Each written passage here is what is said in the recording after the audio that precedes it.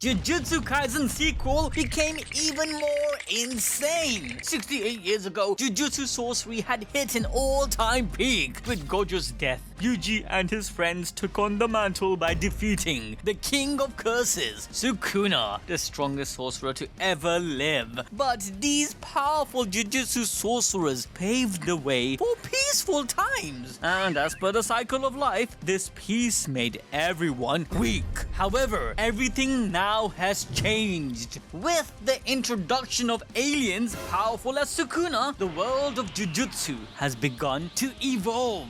And of course, potential man Megumi Fushiguro at the age of 84 is going to lead the way. Stop the cap.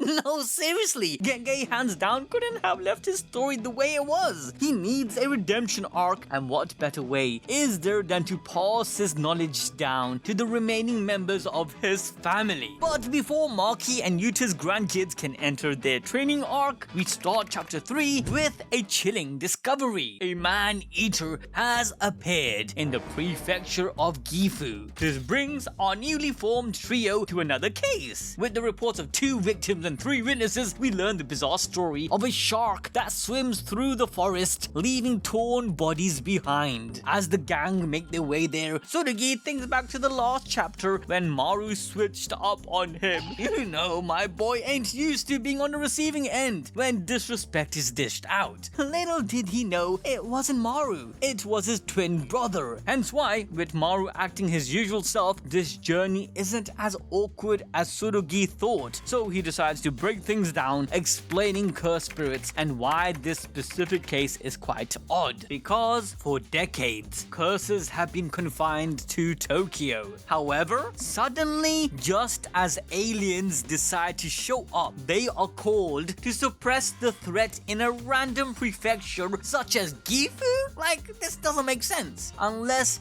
the shark is possibly from outer space. Yeah, this is the conclusion we're coming to, guys. This is it. Now, at this point, everyone, including your mom, knows Maru is an alien. But in hearing this accusation, my boy outright confirms it to the gang, saying that this shark has nothing to do with them and they do not eat humans. Yeah, well, I guess that rules out the Sukuna alien theory.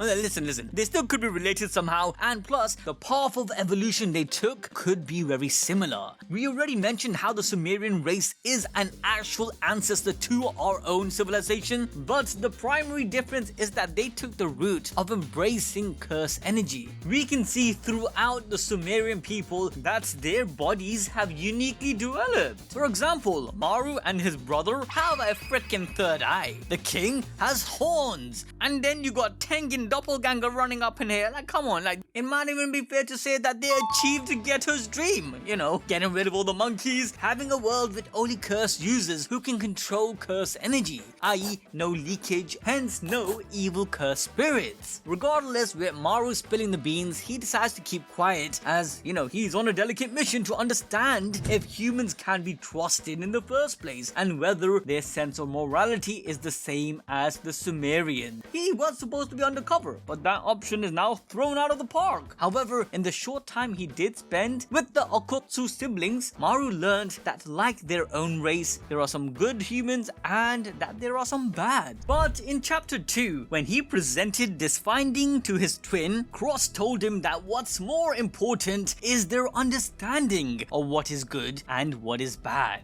Mahito is a great example of this, as he rejected that conventional morality and societal norms are absolute. He operated on a completely different ethical plane altogether. The same can be said for Sukuna, and to be honest, they ain't wrong. In fact, if we take God, religion, or any concept of a creator outside of the picture, then morality is indeed subjective. Through time and societal growth, the idea of what is good and what is bad changes. If not innate instincts, consciential thought processes can be seen as arbitrary concepts, and by some standards, a byproduct of evolution. The Sumerian race seem to have gone through their own extensive evolution, and if their understanding of what good and evil differs from the humans, then coexistence can never happen, leaving only conflict. Maru has has been sent to see if a peaceful approach is possible. Otherwise, it seems his brother Cross is doing his own reconnaissance to evaluate the opposing side, if or when a forceful takeover is necessary. This is why Maru has to spend time with the Jujutsu sorcerers and bring evidence that these two races can indeed live together. Hence, he refuses to indulge too much information to his new human friends. Luckily, Yuka believes him, saying he doesn't seem to be a bad person. Well, Tsurugi isn't so convinced. So when Yuka splits off to confirm the witness's testimony, my boy doubles down on his doubts, telling Maru that his alien-ass race better not be planning a full-scale invasion behind the scenes. This question is warranted, and Maru doesn't even deny it, because if he cannot bring valid evidence that the humans have similar morality, then the Sumerians are going to drop in like a nuke and take over. Knowing he is trying to stop this outcome, Maru shifts the burden of guilt, questioning Tsurugi if humanity really developed morality and reason to speak such a way about the Sumerians. Maru explains that this migration wasn't by choice, and to be honest, the humans are so weak. Jujutsu sorcery is at an all-time low. After seeing the Sukuna level threat in the Simurian king or representative, it would probably just take a day or so for the 50,000 alien to take over. Considering they even put forward an option for peaceful migration says a lot. So Maru cuts to the chase and asks Tsurugi why he doesn't like him, in which Tsurugi responds, "You're honestly an idiot."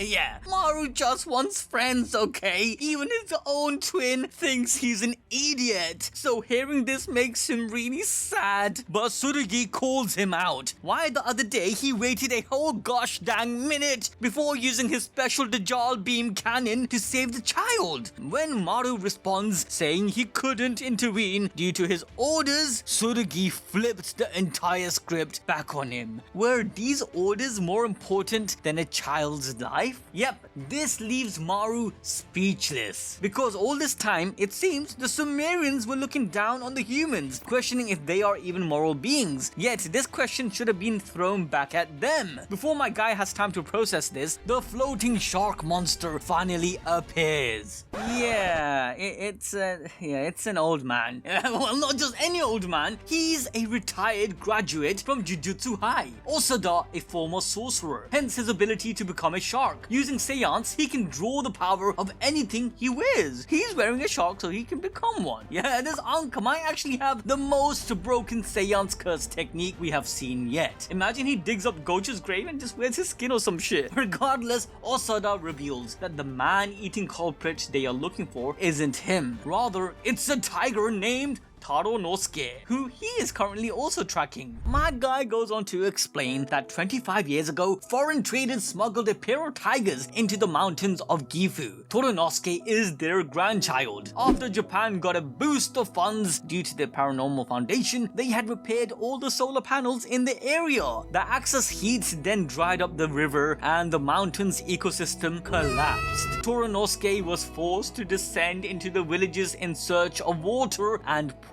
To the frightened locals, his attacks looks like the work of a monster, but to Osada, Toronosuke is an old friend, a beast he once understood with nothing more than a glance. And here lies the tragedy. Osada doesn't want to kill Toronosuke, he wants to save him. Even as people die, even as fear spreads, he still believes that there's a bond between them worth protecting. However, Tsurugi channels his uncle Megumi and outright says, nope, beasts and monsters that have taken human life must be exterminated. The dialogue between the two plays homage to Jujutsu Kaisen chapter 6, where back at the detention center, Megumi tells Yuji that not everyone is worth saving, as the person you might save could realistically end up killing someone in the future. Deep down though, we knew that this was self-projection, as Megumi's ideology stemmed from lack of self-worth, believing even he didn't have value or the right to be saved. However, we know that Yuji saw the best in everyone, even Sukuna. At the very end, he prayed for the King of Curses to reincarnate as a good person,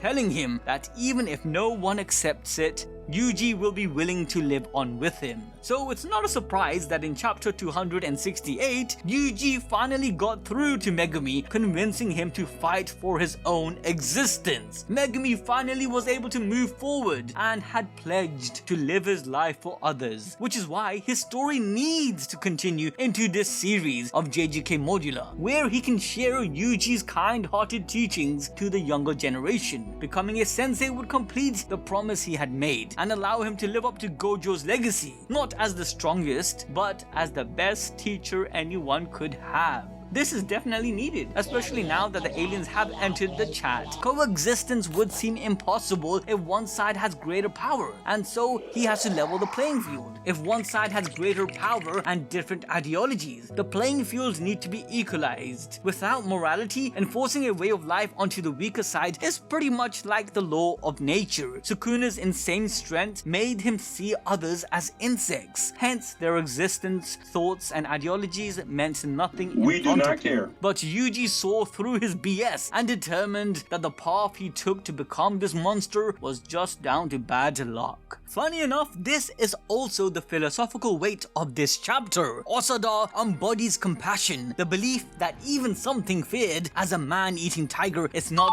truly evil, that it is too simply suffering, just like any of us, and deserves a second chance. Humans were the ones that caused its circumstance, and now the same humans were to kill it? To him, that's injustice. Rather than that, Osada plans to take responsibility and look after it alone. But Tsurugi stands on the other side. His duty is to the victims and their families. To him, mercy means nothing if it comes at the cost of innocent lives. And so, two ideology clashes. The will to protect one's bonds versus the responsibility to protect society. Osada cuts this conversation short. With his shark nose, he's able to smell the blood on the tiger and instantly heads to his old friend, who actually tricked him. Yep, the tiger was playing chess. He smeared blood on a tree whilst hid on top of it, just so he could gank Osada and eat him. Luckily, Tsurugi got there in time, otherwise this old man would have been another casualty. Maru tries to stop Tsurugi from doing what he gotta do, but after being nearly eaten alive, Osada's like, Bonnie, you can kill the bitch.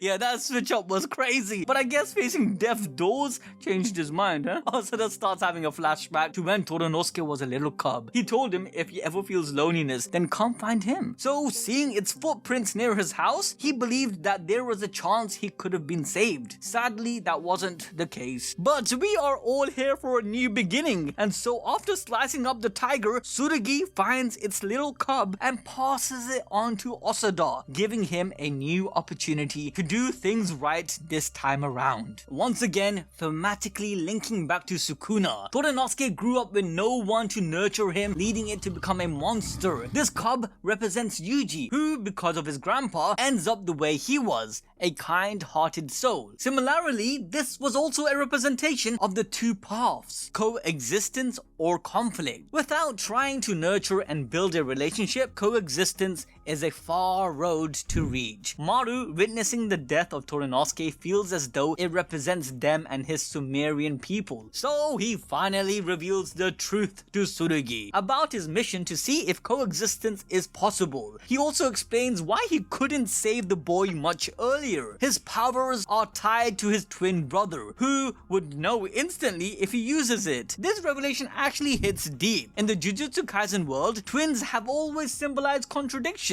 Maki and Mai's heavenly restriction, the taboo of shared potential, the tragedy of being two halves of one whole. Sukuna and his brother were in the exact same boat, until, the latter was eaten and absorbed in the womb. Maru really wants to get along with his twin, yet Cross ain't that interested. In fact, in chapter 2, when he mentions morality, it seems as though Cross was coming from a superior mindset, arrogance and not understanding. A person like that would see that the ends justify the means. Cross' mission is the opposite of Maru's, to apprehend conflict if it's required. If he isn't convinced by Maru's evidence, an invasion will break out. And Cross killing Maru will only benefit him, as the heavenly restriction and limits will break apart, just like when Mai died. Regardless, unless unless of an emergency, Maru wasn't allowed to use his powers, and so hesitated because he didn't want to make his brother think he was in danger and forced to use his technique. That's why he held back, not out of indifference to human life, but out of fear of worsening the impression of Earthlings in his brother's eyes. My boy really just wants the path of coexistence. And considering he wasn't really supposed to indulge this information, but did so just because he wants Tsurugi to be his nakama, says a lot. Their trust is growing. And if you guys want us to keep growing, then make sure to check out animedrip.shop, where you can support us by copying a merch with a 20% off discount using the code nakama. What are you guys waiting for? Go